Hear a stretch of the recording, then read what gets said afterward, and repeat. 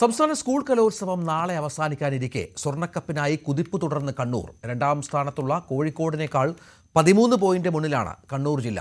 കണ്ണൂരിന് 746 പോയിന്റും കോഴിക്കോടിന് 733 പോയിന്റുമാണുള്ളത്. 731 പോയിന്റുമായി തൃശൂർ മൂന്നാം സ്ഥാനത്താണ്. നവമി വിവരങ്ങൾ പങ്കുവെക്കും. നവമി, വലിയ മത്സരമാണ് സ്വർണ്ണക്കപ്പിനായി. ഇനി ഈ പ്രതീക്ഷയുള്ള ഇനങ്ങൾ, പ്രത്യേകിച്ച് 2ഉം 3ഉം സ്ഥാനത്തുള്ളവർക്കൊക്കെ ഏതെങ്കിലും ബാക്കിയുണ്ടോ? കണ്ണൂർ തന്നെ കൊണ്ടുപോകുമോ കപ്പ്?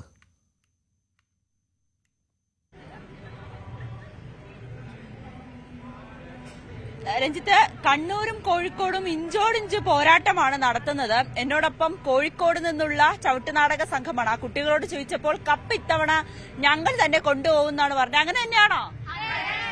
അവര് പറയണം അവര് ഇത്തവണ കപ്പും കൊണ്ടേ പോവുള്ളൂ. അവര് സ്റ്റേജിൽ കയറുന്നതിന് മുൻപ് തന്നെ റിസൾട്ട് നോക്കുക, പോയിന്റ് നില നോക്കുക. ഇത് കോഴിക്കോട് മുന്നിലെത്തിയോ അങ്ങനെയാണെങ്കിൽ എത്തിക്കണം എന്നുള്ളൊരു നിശ്ചയദാർഢ്യവുമായി കയറിയ കുറച്ച് കുട്ടികളാണ്. ചവിട്ടുനാടകം. നിങ്ങൾ ഏത് സ്കൂളിൽ നിന്നാണ് വരുന്നത്? പ്രൊവിഡൻസ്. ഇത് രണ്ടാമത്തെ വർഷമാണല്ലേ? രണ്ടാമത്തെ വർഷം. കഴിഞ്ഞ വർഷം എ ഗ്രേഡ് കിട്ടി. അപ്പൊ നമുക്ക് 2 സ്റ്റെപ്പ് കാണിച്ചാലോ? ഓക്കെ. 1 2 3 step.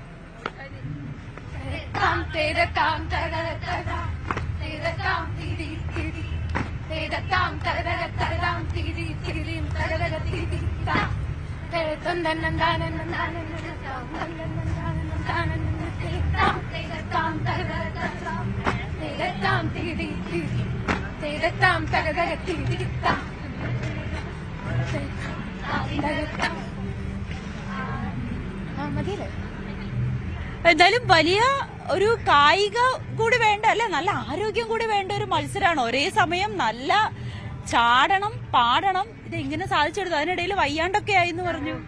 അവിടെ ഡിസ്കിന് കംപ്ലൈന്റ് ആയി, ക്രാക്ക് ആയതാ. ഇത് ചാടി അല്ലേ? കഴിഞ്ഞ ആഴ്ച സ്റ്റെയറിന് മിനിറ്റ്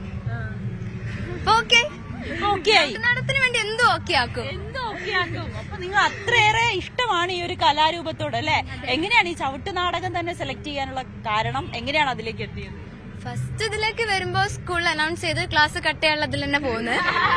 പിന്നെ വന്നപ്പോ ആശാൻ പഠിപ്പിച്ചതിനെ കണ്ടപ്പോ ഭയങ്കര അടിപൊളിയായി തോന്നി. അങ്ങനെ ഇൻട്രസ്റ്റിംഗ് ആയി. മറ്റുള്ളവരെ വെച്ചൊക്കെ ഒരു വെറൈറ്റി ആണ് ചവിട്ടുനാടകം.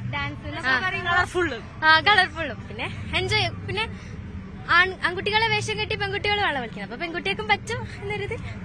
അതെ, ആൺകുട്ടികൾ മാത്രം കീഴടക്കിയിരുന്ന വേദികളാണ് ഇപ്പോൾ പെൺപുലികളെ കൂടി ഇറങ്ങിയിരിക്കുന്നത്. ഇത് എത്ര വർഷത്തെ? എനിക്കത് 2 വർഷമായി നിങ്ങൾ ഇതിന്റെ കഴിഞ്ഞ ജൂലൈ മുതൽ ഈ വർഷം. ഇതിപ്പോ എത്രയായി പ്രാക്ടീസ് ഒക്കെ തുടങ്ങിയിട്ട്?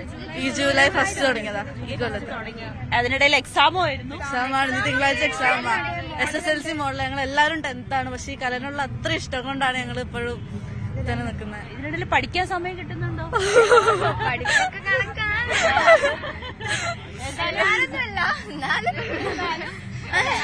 പക്ഷെ ഇതിനോടാണ് കൂടുതൽ ഇഷ്ടം. അതെ.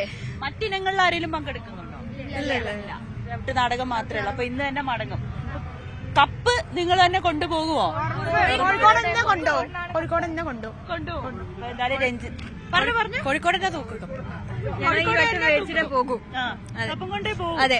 അപ്പൊ എന്തായാലും രഞ്ജിത്ത് കോഴിക്കോട് തന്നെ കപ്പ് കൊണ്ട് പോകുമെന്നാണ് ഈ പുലിക്കുട്ടികൾ പറഞ്ഞിരിക്കുന്നത്. ഈ ചവിട്ടുനാടകത്തില് അവരിട്ട എഫേർട്ട് എത്രമാത്രമാണെന്ന് നമ്മൾ കണ്ടു. അവർ പറയുന്നത് കേട്ടു. ആദ്യം ക്ലാസ് കട്ട് ചെയ്യാൻ വേണ്ടി തുടങ്ങിയതാണ്. പക്ഷെ അത് അവർക്ക് ഏറ്റവും ഇഷ്ടപ്പെട്ട ഒരു കലാരൂപമായി അത് ഒടുവിൽ ഈ തൃശ്ശൂരിലെ കലോത്സവ വേദിയിൽ പോലും എത്തിച്ചിരിക്കുകയാണ്. മറ്റ് എല്ലാ വേദികളിലും 25 വേദികളിലും ഓരോ മത്സരങ്ങൾ പുരോഗമിച്ചുകൊണ്ടിരിക്കുകയാണ്. ഉച്ചയ്ക്ക് ശേഷം കഥകളിയുണ്ട്, ഗ്രൂപ്പ് കഥകളിയുണ്ട്. അങ്ങനെ വിവിധ ഇനങ്ങൾ ഇനിയും ബാക്കിയാകുന്നുണ്ട്. നാളെയാണ് ബാൻഡ് ഉൾപ്പെടെയുള്ള കലാപരിപാടികൾ നടക്കുന്നത്. നാളെ വളരെ കുറച്ച് 2-3 ഇനങ്ങൾ മാത്രമേ ഉള്ളൂ. ഉച്ചയ്ക്ക് മുൻപ് തന്നെ എല്ലാം പൂർത്തിയാക്കി 4 മണിക്കായിരിക്കും സമാപന സമ്മേളനം നടക്കുക. അതിൽ നമുക്കറിയാം കണ്ണൂരാണോ കോഴിക്കോടാണോ ഇത്തവണ സ്വർണ്ണക്കപ്പുമായി സ്വന്തം നാട്ടിലേക്ക് പോകുന്നതെന്ന്. അതോടൊപ്പം മുഖ്യമന്ത്രി നാളെ പ്രതിപക്ഷ നേതാവ് VD സതീശനാണ് അതിഥിയായി എത്തുന്നത്, ഉദ്ഘാടകനായി എത്തുന്നത്. അതോടൊപ്പം വിശിഷ്ട അതിഥിയായി എത്തുന്നത് നമ്മുടെയൊക്കെ സ്വന്തം മോഹൻലാലാണ്. അപ്പോൾ മോഹൻലാലിനെ കാണാനും കൂടി കാത്തിരിക്കുകയാണ് തൃശ്ശൂര്. കലോത്സവത്തിന്റെ വിശേഷങ്ങൾ തീരുന്നില്ല. ഒരുപാട് ഇനങ്ങൾ ഇപ്പോഴും 25 വേദികളിലും പുരോഗമിച്ചുകൊണ്ടിരിക്കുകയുമാണ്. രഞ്ജിത്ത്, നവമിയാണ് വിവരങ്ങൾ പങ്കുവച്ചത്. കൂടുതൽ വാർത്തകൾക്ക് News 18 Keralam YouTube channel subscribe ചെയ്യുക.